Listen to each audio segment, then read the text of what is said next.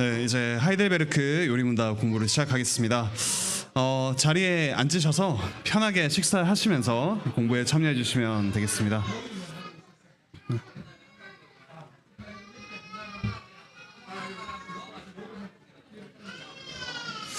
네, 제가 기도하고 공부 시작하겠습니다. 기도드리시겠습니다. 하늘에 계신 우리 아버지 하나님, 주께서 저에게 참 복된 주의를 허락하사 주님의 말씀을 듣게 하시고 또 하나님과 깊은 교제를 나누게 하시니 감사드립니다. 이 시간 저희 신앙의 선배들을 통해 확립된 신앙의 요리 문답을 함께 공부하고자 합니다. 깨닫는 지혜를 더하여 주시고 또 말씀이 저희 삶 속에 깊숙이 뿌리 박을 수 있게 주께서 또 더욱더 크신 은혜를 베풀어 주시옵소서. 감사드리며 예수 그리스도의 이름으로 기도드립니다. 아멘. 네, 주보 8페이지 참조하시면 되는데요. Salt, would you please see bulletin page 8?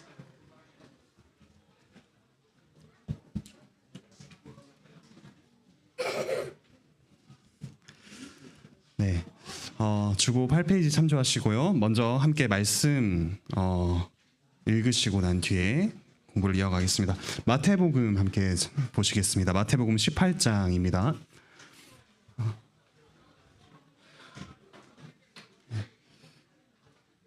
네, 마태복음 18장 15절부터 20절 말씀입니다.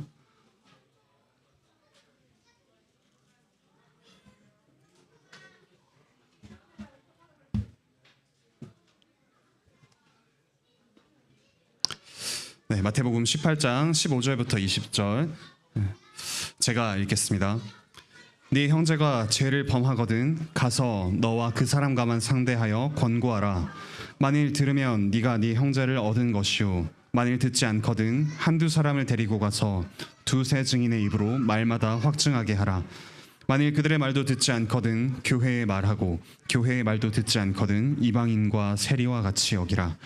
진실로 너희에게 이르노니 무엇이든지 너희가 땅에서 매면 하늘에서도 매일 것이요 무엇이든지 땅에서 풀면 하늘에서도 풀리리라.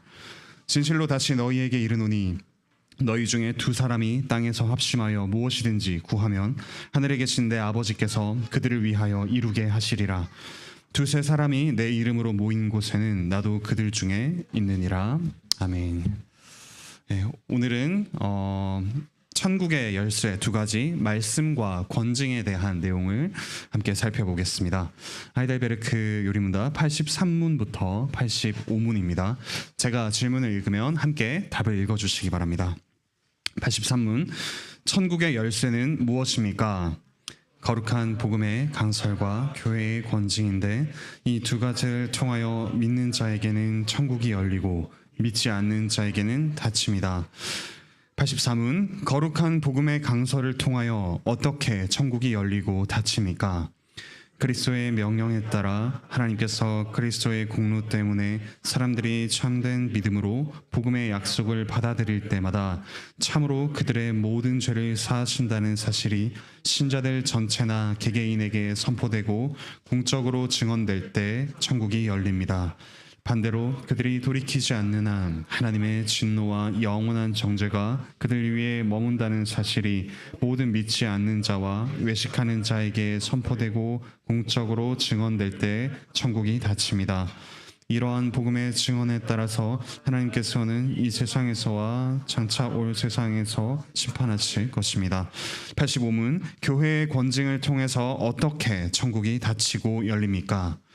그리스도의 명령에 따라 그리스도인의 이름을 가진 자가 교리나 생활에서 그리스도인답지 않을 경우 먼저 형제로서 거듭 권고할 것입니다. 그렇지만 자신의 오류나 악행에서 돌이키기를 거부한다면 그 사실을 교회, 곧 치리회에 보고해야 합니다.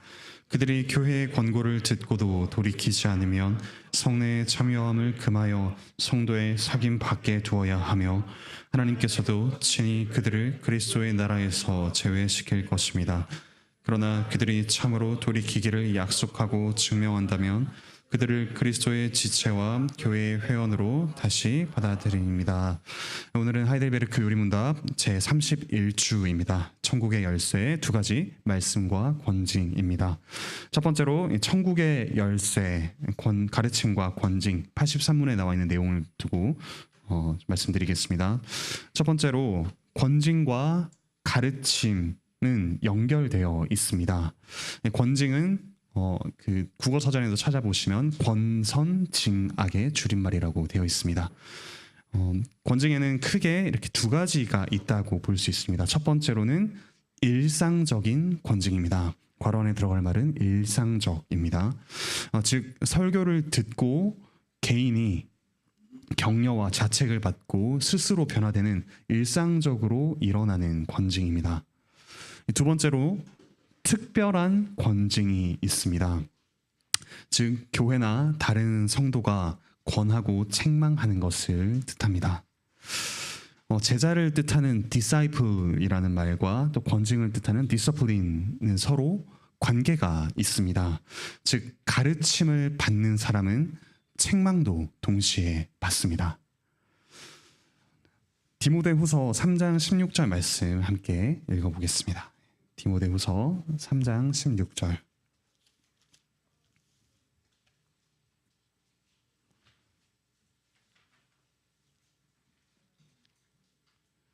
네. 디모데후서 3장 16절 같이 읽겠습니다. 시작. 모든 성경은 하나님의 감동으로 된 것으로 교훈과 책망과 바르게 함과 의로 교육하기에 유익하니라고 합니다. 그러니까 말씀을 배울수록 나는 근본적으로 잘못되었다라는 사실을 깨닫고 또 받아들이게 됩니다. 가르침을 받을수록 책망 역시 받아들이게 된다는 말입니다. 이어서 히브리서 12장 함께 보시겠습니다. 히브리서 12장 6절부터 9절입니다.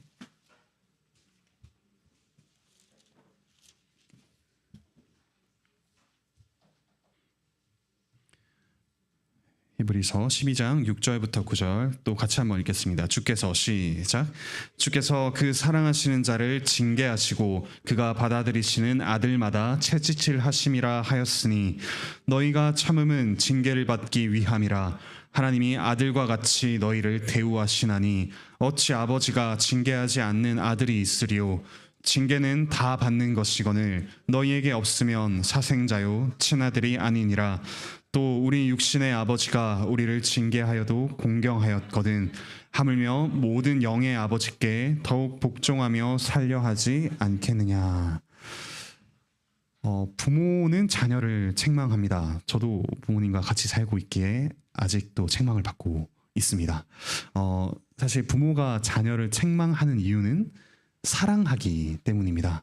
사랑하기에 자녀가 더욱더 성숙하고 성장하며 또 하나님 닮아가기를 바랍니다. 그렇기 때문에 책망이 일어납니다. 잠언 말씀을 또 쭉 한번 보시면 잠언에 상당히 책망하는 내용이 많습니다. 그 이유는 사람은 책망받으면서 자라기 때문입니다. 이처럼 성경 곳곳에는 가르침과 책망이 함께 연관되어서 나와 있는 부분이 상당히 많습니다.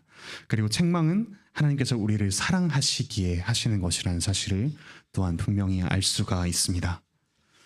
두 번째로 보시면 이제 교회의 권징과 가르침입니다.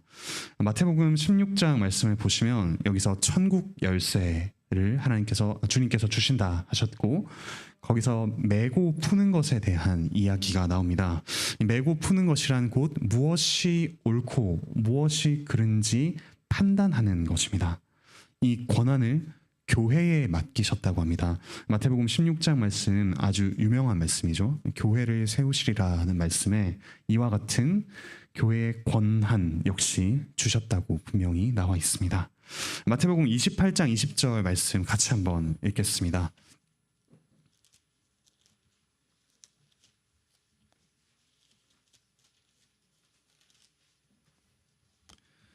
네, 마태복음의 마지막 구절, 마태복음 28장 20절. 네, 같이 읽겠습니다. 내가 시작. 내가 너희에게 분부한 모든 것을 가르쳐 지키게 하라. 볼지어다 내가 세상 끝날까지 너희와 항상 함께 있으리라 하시니라. 가르쳐 지키게 하라라고 하셨습니다. 그러니까 개인적인 감정이나 또는 경험이 아니라 말씀에 따라서 훈계하라고 하십니다. 그냥 너희의 것을 가르치는 것이 아니라 내가 너희에게 분부한 모든 것을 가르쳐 지키게 하라라고 하셨습니다. 이처럼 주님께서는 교회에 가르쳐 지키게 할 의무와 또한 권한을 주셨습니다. 그것이 바로 권징이고 또한 가르침입니다. 이제 84문과 관련해서 두 번째로 거룩한 복음의 강설이라는 첫 번째 열쇠를 함께 살펴보겠습니다. 천국의 열림과 닫힘에 대해서 84문은 이렇게 이야기합니다. 같이 한번 읽어볼까요? 죄를 시작. 죄를 사하신다는 사실이 선포되고 공적으로 증언될 때 천국이 열립니다. 즉 말씀을 전파할 때마다 죄가 없고 또 비참함이 없는 천국이 열린다는 사실을 고백하고 있습니다. 즉 이 말씀을 받으면 또 용서받고 죄가 없는 그 나라에 들어오게 됩니다. 하지만 이 초청을 거부하면, 말씀을 통한 초청을 거부하면 그 하늘나라의 문이 닫힌다고 합니다. 우리는 완성된 천국을 향해 나아가는 사람들입니다. 그러므로 이미 천국에 와 있다라고 할 수도 있지만 또 한편으로는 아직은 천국 밖에 있다라고 할 수도 있습니다. 이 말씀을 듣고 또 예배를 드림으로써, 이 말씀을 받아들임으로써 함께 또 천국 안으로 들어가는 경험을 매일 하시기 바랍니다. 두 번째로 사도적 복음 선포와 권징입니다. 요한복음 20장 23절만 같이 한번 좀 읽어보겠습니다. 요한복음 20장 23절입니다.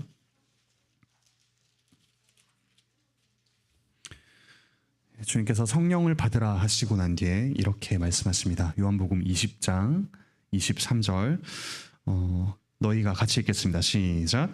너희가 누구의 죄든지 사하면 사하여질 것이요 누구의 죄든지 그대로 두면 그대로 있으리라 하시니라. 주님께서 이와 같이 사도와 교회의 권위를 인정하셨습니다. 교회의 권위를 주셨습니다. 이 사도와 교회의 권위가 있다라고 말할 수 있는 두 가지 이유가 아래에 나와 있는데요. 첫 번째로는 방금 살펴봤듯이 주님께서 그들을 파송하셨기 때문입니다.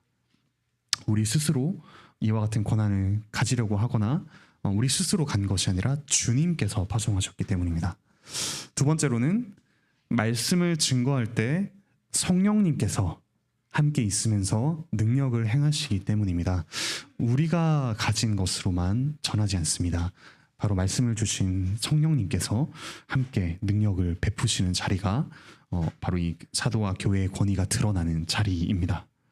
이 권위로 교회는 말씀도 전하고 권징도 행합니다. 세 번째로 복음 증언, 복음을 증언하는 이 설교에 두 가지 효과가 있습니다. 같이 한번 읽어보겠습니다. 믿지 않는 자와 시작. 믿지 않는 자와 외식하는 자에게는 천국이 닫힙니다. 즉 설교는 하나님의 말씀이기 때문에 믿는 자에게는 생명이 되고 반대로 믿지 않는 자에게는 사망이 됩니다. 이 두 가지 효과가 일어나는 것이 바로 복음 증언입니다. 고린도후서 2장 같이 한번 읽어볼까요? 고린도후서 2장 15절 16절입니다.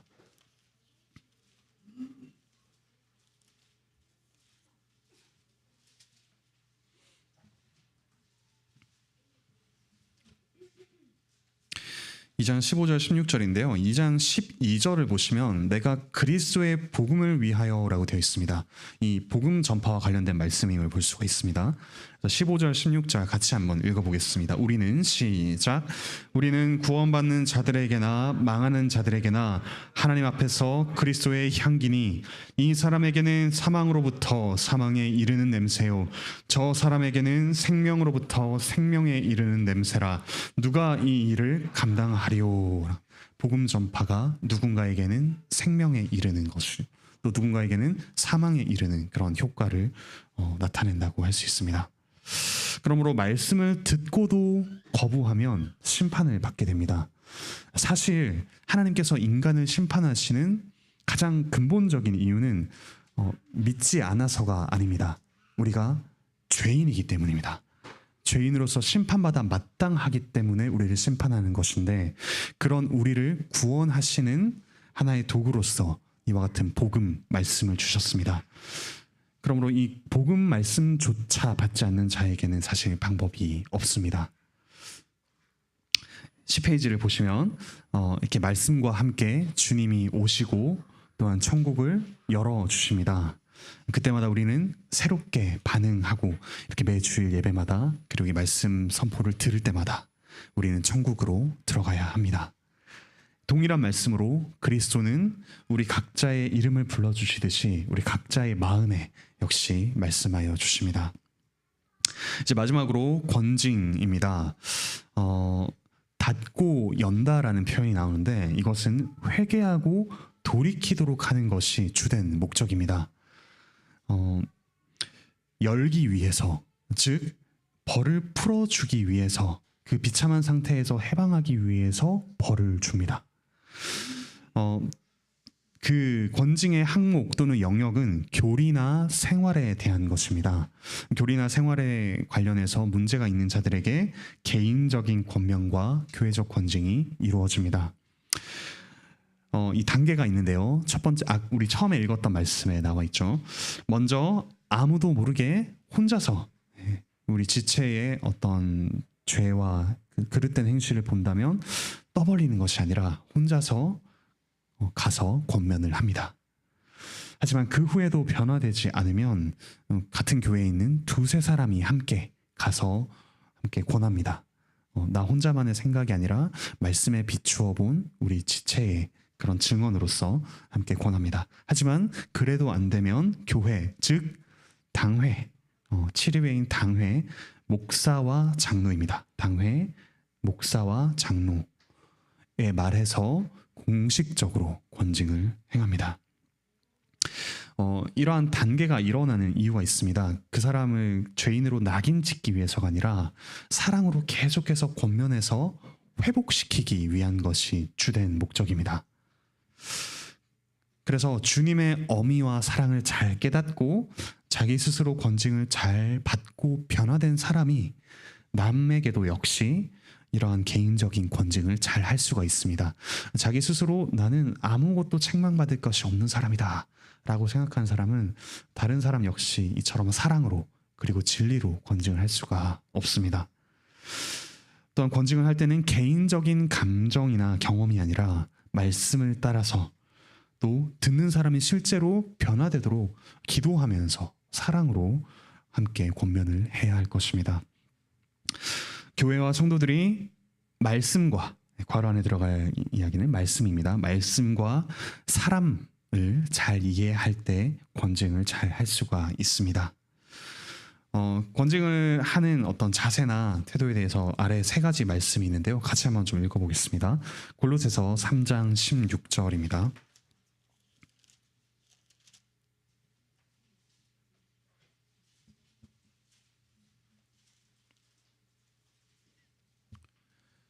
골로새서 3장 16절 그리스도의 같이 읽겠습니다. 시작. 그리스도의 말씀이 너희 속에 풍성히 거하여 모든 지혜로 피차 가르치며 권면하고 시와 찬송과 신령한 노래를 부르며 감사하는 마음으로 하나님을 찬양하고. 네, 그리고 또 이어서 히브리서 10장 24절도 함께 보겠습니다. 히브리서 10장 24절.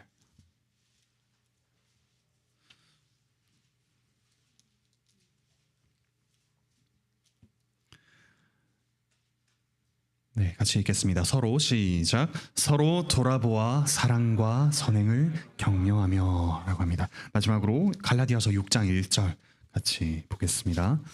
갈라디아서 6장 1절입니다.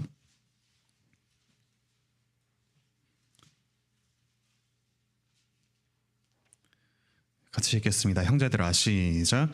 형제들아, 사람이 만일 무슨 범죄한 일이 드러나거든 신령한 너희는 온유한 심령으로 그러한 자를 바로잡고 너 자신을 살펴보아 너도 시험을 받을까 두려워하라 라고 합니다. 그러니까 권징을 행하는 사람 역시 자신을 잘 돌아보아야 하고, 권징을 할 때도 사랑으로, 자신의 개인적인 감정과 경험이 아니라 사랑과 말씀을 따라서 그 사람이 회복되도록 권징을 해야 할 것입니다. 사실 서로에게 아무런 불편한 이야기를 하지 않는 교회가 과연 건강한 교회라고 할 수 있을까 생각해 봤을 때 그렇지 않습니다. 우리 교회 역시 죄인들이 모여 있는 곳이고 끊임없이 하나님께까지, 그리스도의 장성한 분량까지 자라가야 할 사람들입니다. 그러므로 건강한 권징, 어쩌면 서로에게 불편할 수 있는 그런 이야기들이 건강하게, 온유하게, 그리고 사랑으로 이루어지는 것이 우리 교회가 건강하다라는 증거가 될 수 있을 것입니다. 이제 방가로 세 번째로, 이 세상에서의 권징은 여기서 끝나는 것이 아니라 천국과 연결되어 있습니다. 국가가 내리는 벌이 있습니다. 법을 위반했을 때 내리는 벌은 강제적입니다. 하지만 교회의 권징은 영적입니다. 뭔가 더 약해 보입니다. 실제적으로 아무런 불이익이 없어 보입니다. 하지만 더 영구적이고 강합니다. 괄호 안에 들어갈 말은 영구입니다. 영구적이고 강합니다. 고린도전서 5장 5절은 그 더욱더 강한 이 권징의 성격을 잘 드러냅니다. 같이 한번 읽어보겠습니다. 고린도전서 5장 5절입니다.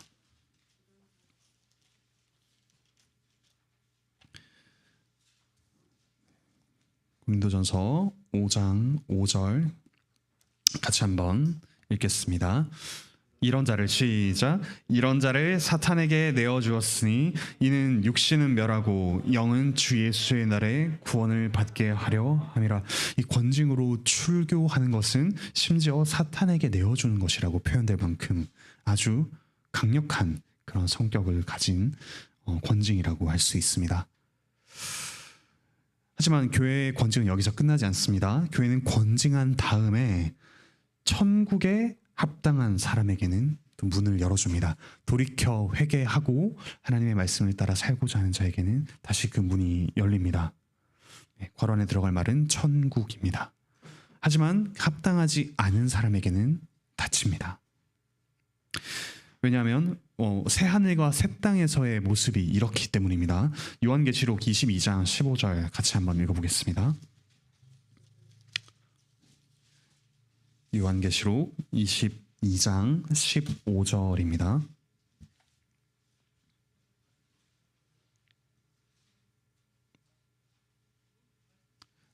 같이 읽겠습니다. 개들과, 시작.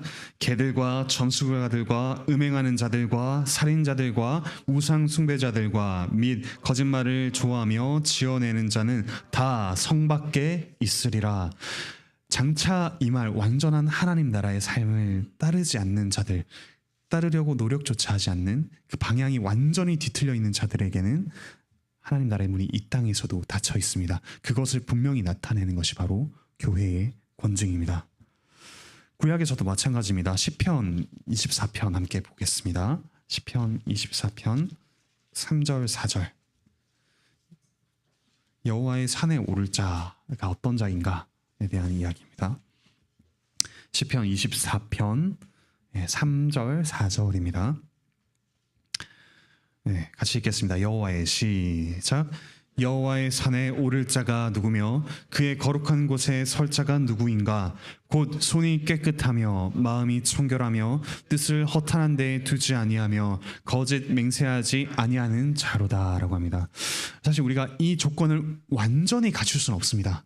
우리가 이 세상 살아가면서 한 점 흠 없이 이렇게 살아가는 사람은 아무도 없습니다. 하지만 그 주님의 복음의 은혜를 의지하면서 끊임없이 이 말씀에 따라 또 완성될 하나님 나라의 질서를 따라 회개하고 돌이키는 자만이 하나님 나라에 합당한 자입니다. 그래서 교회는 이미 시작된 이 땅의 천국이라고 할 수 있습니다.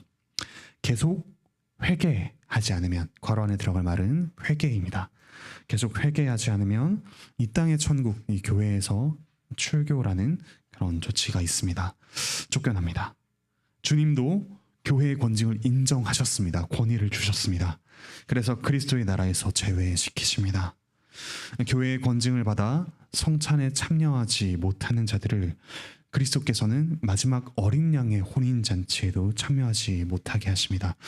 다만 분명히 기억할 것은 이와 같이 하는 이유는 목적은 회복이라는 것, 또한 교회의 거룩성을 지키는 것, 그것을 늘 기억하시면서 우리가 좀 서로 불편할 수 있더라도 그와 같은 권징을 사랑으로, 온유함으로 행하는 그런 교회가 되면 좋겠습니다. 네, 오늘 내용은 여기까지입니다. 질문 하실 분들 질문해 주시기 바랍니다.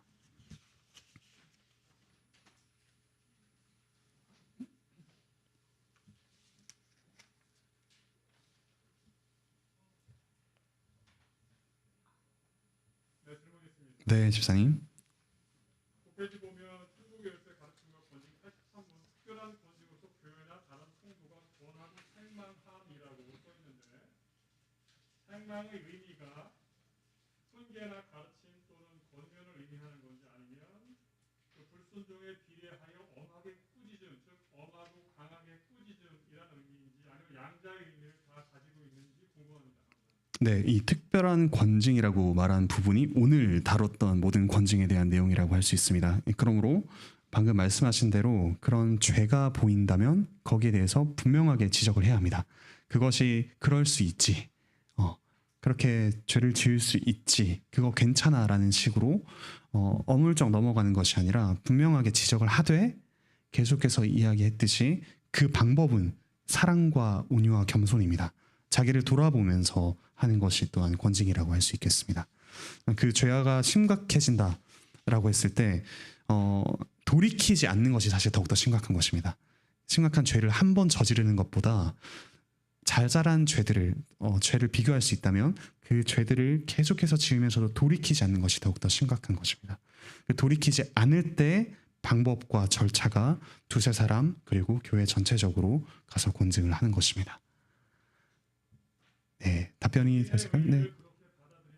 네. 교회의 표지로 우리는 말씀과 성령과 권징이 바로 서야 한다라고 말씀하신 목사님들이 참 많습니다. 그러하다면 우리 교회에서 건강한 권징이 시행되기 위해선 어떤 점들이 이루어져야 되는지, 또는 어떤 점들이 여전히 부족한지 좀 말씀해 주셨습니다. 네, 우선은 복음 말씀이 분명하게 선포될 때 그것을 우리 한 사람 한 사람이 다 믿음으로 받아들여야 합니다. 복음 말씀 앞에 서지 않는 사람들이 권징을 할 수가 없습니다. 서로 죄인과 죄인이 뒤얽혀 서로 물고 뜯을 뿐입니다. 그래서 우선적으로는 복음 말씀을 우리가 다 겸손하게 받아들여야 하되, 또한 방금 말씀드렸듯이 권징을 하는 사람 스스로를 잘 돌아보아야 합니다. 그런데 내가 이 모양인데 무슨 권징을 하겠냐라고 하는 데서 그치면 안 됩니다. 거기서 자신 역시 돌아보되 함께 돌이키자라는 권징을 겸손하고도 또 분명하게 온유하게 행할 수 있어야겠습니다. 그러려면 사실 어떤 인간적인 친분을 좀 넘어서는 주님께서 우리 교제의 주인이 되신다는 생각이 있어야 할 것입니다. 그것 없이 내가 이 사람의 기분을 좀 상하게 하면 관계가 나빠질까라는 인간적인 두려움이 가득하다면 사실 권징을 할 수가 없습니다. 오히려 주님께서 이 권징을 통해 관계를 더욱더 건강하게 세워가신다라는 분명한 믿음, 또 그것을 교회에 맡기셨다라는 분명한 믿음이 있을 때 우리가 함께 불편한 이야기도 온유하고 겸손하게 하고 또 받을 수가 있습니다. 그렇게 권징을 계속해서 좀 행할 수 있을 것 같습니다.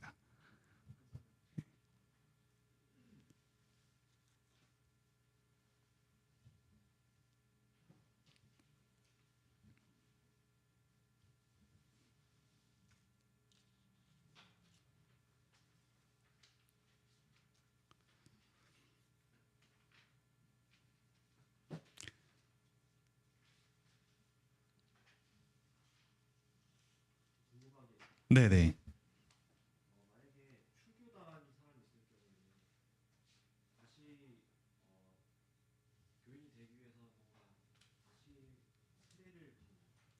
사실 세례는 딱 한 번밖에 안 받습니다. 예. 거기에 대해서 이제 당회와 그런 절차를 거쳐서 받게 되지 세례를 다시 받지는 않습니다. 예를 들어 그 지난번에 안효장 지사님께서도 말씀하셨는데 심지어 카톨릭에서 세례를 받은 사람조차도 우리는 그 세례를 인정하고 받아들입니다. 신앙 고백이 확실하다면 다시 받아들이는 작업 역시 제가 구체적인 어떤 행정적인 절차는 잘 알지 못하겠는데요. 다음번에 좀 알아와서 답변을 드리겠습니다. 다만 그 행실과 고백의 돌이킴이 분명하게 확인이 되어야 합니다.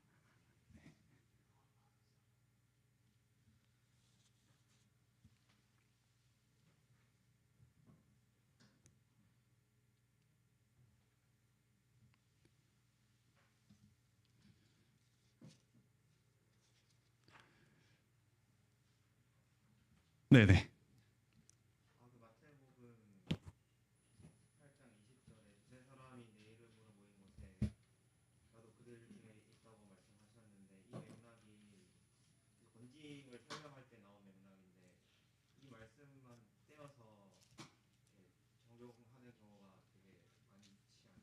네. 근데 이거를 그냥 권징에 적용할 때만 써야 하는 말씀인지 아니면은 정말로 어떤 상황이든지 두세 사람이 모인 곳에는 다 하나님께서 함께 하신다고 봐야 하는지 해석을 해야 하는지.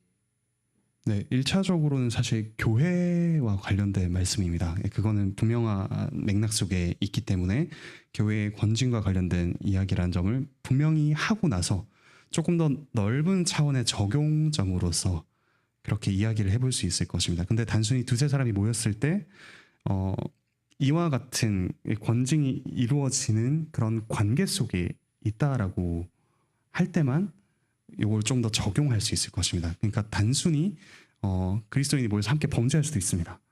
함께 죄를 짓는데 돕는 사람이 될 수도 있습니다. 그런 의미에서 막연하게 두세 사람이 모인 곳이 아니라 함께 주님의 권징을 받아들이는 그 복음을 받아들이는 사람들이 함께 모인 자리라고 조금 더 확대해서 적용을 해서 이야기할 수가 있습니다. 그러니까 추상적이고 막연히 아름다운 구절로 보기보다는 그와 같은 좀 단단한 뿌리 속에서 적용을 좀 해야 될 것 같습니다.